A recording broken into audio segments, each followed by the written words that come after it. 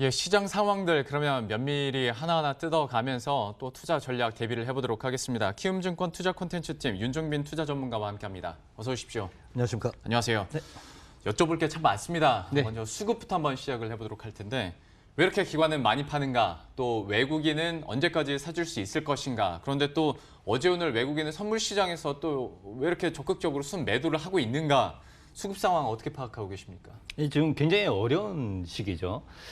이 대내외적으로 호재 요인을 좀처럼 찾아볼 수가 없습니다. 네. 그러다 보니까 지금 거래소 시장의 어떤 이제 수급적인 측면을 바라보기 전에 전체 거래대금 규모가 어느 정도 수준인가 하는 거를 먼저 좀 파악을 할 필요가 있는 거죠. 예. 현재 코스피 시장에서 거래대금 규모가 4조 원 내외 수준에서 머물고 있는 그 상태입니다. 정상적인 시장이라면 최소 5조 이상은 좀 유지가 돼야지 되는데 네. 현저히 낮은 수준의 거래대금 규모이다 하는 그 측면이고요. 그나마 거래되는 그런 종목이 특정 몇몇 대형주 중심으로만 거래가 되고 있습니다. 네. 삼성전자, SK 하이닉스, 보나마나 당연한 그 대목이 되겠죠.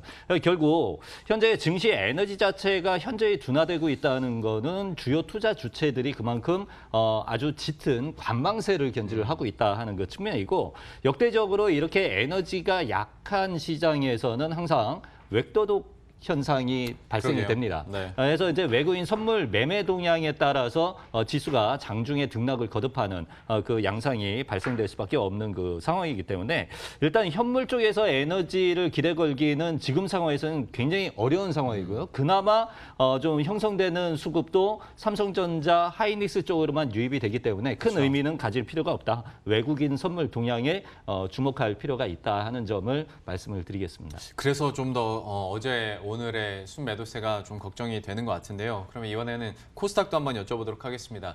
코스닥에 대한 반등 물어볼 때 아니면 유망주 물어볼 때 전문가들이 5G나 IT 부품주 얘기도 물론 합니다만은 네. 어쨌거나 제약바이오주가 올라줘야 코스닥 지수도 좀 그렇죠. 다시 올라줄 텐데 네, 맞습니다. 언제쯤 반응할 수 있을까요?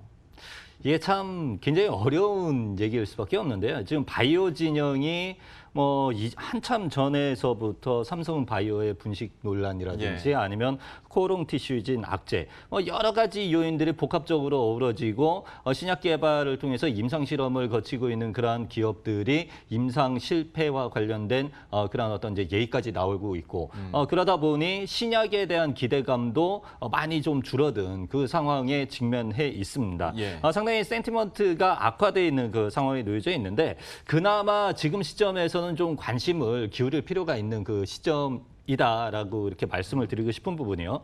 이 신라젠이라든지 아니면 헬릭스미스 같은 기업들이 임상 3상 결과를 발표를 좀 앞두고 있는 그런 상황 속에서 네. 좀 관련 기대감이 서서히 형성이 되고 있는 그 상황에 있고요. 물론 이게 성공을 할지 실패할지 아무도 알 수가 없습니다. 하지만 기대감이 형성이 될 수 있다는 측면에서 긍정적으로 바라볼 수가 있겠고, 워낙 낙폭이 과대되어 있는 그 상황에 놓여져 있기 때문에 지금 시점에서 더 이상 악화되기는 그렇게 쉽지는 않다 하는 그 측면까지 감안을 해본다면 일단 코스닥 시장이 안정세를 찾는다면 신약 관련주들 중심으로 좀 선별적인 그 반등 흐름은 충분히 나와줄 수가 있다 하는 그 측면이기 때문에 현 시점에서부터는 그렇잖아도 지금 반도체 소재 장비주 쪽으로만 워낙 수급이 몰려 있는 상태에서 관련주들 시세가 변동성이 굉장히 커지고 있습니다. 예.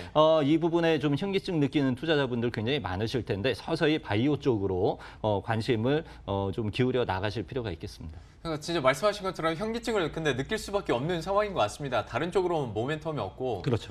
근데 또 반도체에 대해서는 우리가 사실 글쎄요, 한 2주 전까지만 하더라도 여전히 반도체 업황에 대한 어떤 부정적인 전망이나 걱정들을 많이 했는데 골드만삭스에서 오히려 투자 의견을 상향하고 업황 괜찮아질 거야라고 얘기하다 보니까 좀 바뀌는 네. 느낌인 것 같은데 네. 반도체 업황 전망에 대해서는 좀 어떻게 뷰 갖고 계세요? 이게 지금 참 역설적이게도요. 일본이 우리나라에 대한 그 반도체 핵심 소재들에 대한 수출 규제 정책을 취하면서 네. 반도체 현물 가격이 갑작스럽게 올라가고 있습니다. 그렇죠. 이건 어떻게 보면 당연한 현상이 될 수가 있겠고요.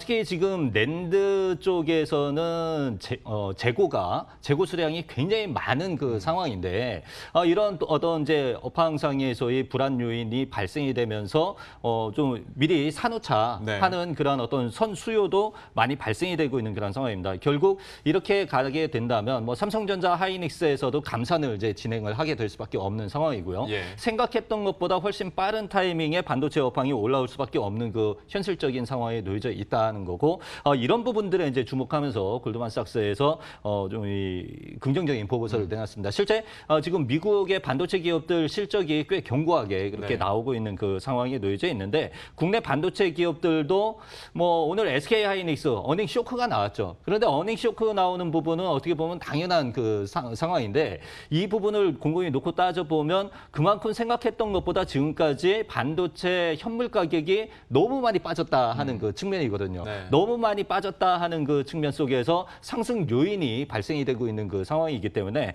반도체주들에 대한 그 긍정적인 관심은 계속 이어질 수가 있다 하는 그 측면이 될 수가 있겠고요. 다만 그 시기가 반도체 소재를 국내 기업들이 확보를 정상적으로 해나갈 수 있는 시점이 어느 시점이냐 하느냐에 따라서 턴어라운드 시점이 다소 좀 달라질 수는 있겠지만 현 상황에서는 4분기가 턴어라운드가 확실하게 좀 나올 수 있는 그 시기이지 않겠는가 하는 기대를 가져볼 수가 있습니다. 그래서 뭐 SK 하이닉스라든지 삼성전자 포함 워닝 머티리얼즈, 동진 세미캠, 혹은 뭐 경인 양행까지 예. 같이 좀 관심을 계속 기울일 필요가 있겠습니다. 뭐 등락이 거듭되고 있기 때문에 크게 빠질 때 저점에서 매수를 하겠다 하는 그런 생각을 가지시면 충분히 뭐 좋은 결과 나올 수 있겠습니다. 반도체에 대해서도 장기적인 관점에서 우리가 좀 다시 시각을 업데이트 시켜야 될 필요성도 있어 보입니다.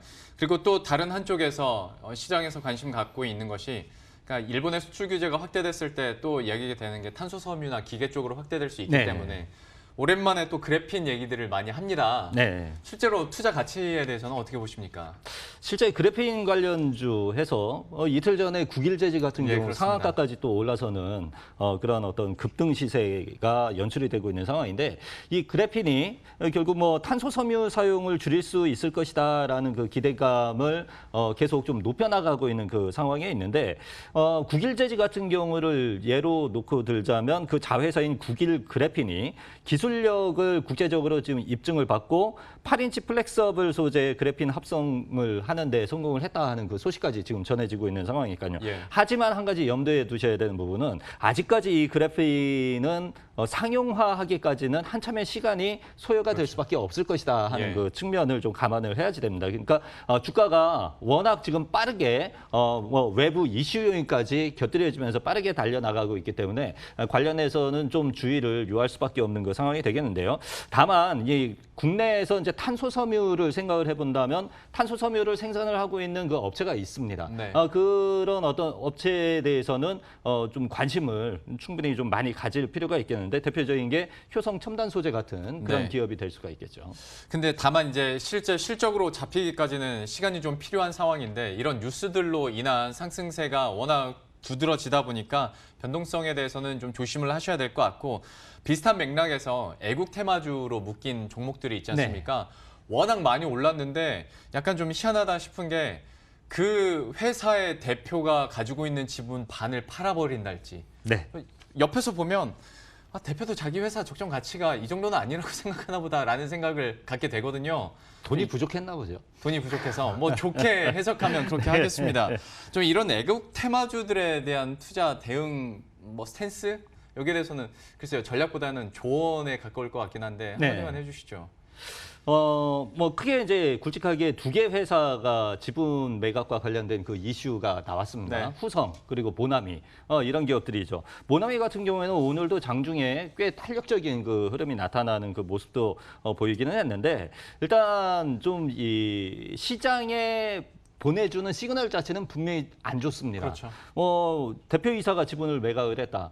그만큼 주가가 회사 경영이 이루어지고 있는 부분 대비해서 너무 빨리 달렸다라고 인정을 했기 때문에 뭐 이유가 어떻든 간에 매각 결정을 이제 내릴 수가 있는 부분이고 그리고 모나미의 그 보유 중인 그 자사주에 대한 매각도 역시 마찬가지가 될 수가 있는 그 부분입니다. 결국 이러한 애국 테마라는 부분이 실제 뭐 그 실체가 있느냐 없느냐에 대해서 좀 각양각색의 의견이 나올 수가 있겠는데 만약에 현재 진행되고 있는 그런 어떤 뭐 이제 반일 제품을 이제 소비하지 말자라든지 이런 부분이 더 강화되고 정말 장기간 이어지게 된다라면 그때 가서는 실체가 발생이 될 수가 있겠죠. 네. 하지만 지금은 너무 기대감이 앞서가고 있는 그 상황에 있다 하는 그 측면이기 때문에 이 관련 기업들에 대해서는 좀 조심을 하는 게 좋지 않겠는가. 오히려 실체가 있는 부분이라면 일본에서 수출 규제를 단행을 하고 그에 따라서 국산화를 강하게 추진을 해 나가야 되는 숙제거리를 안고 있는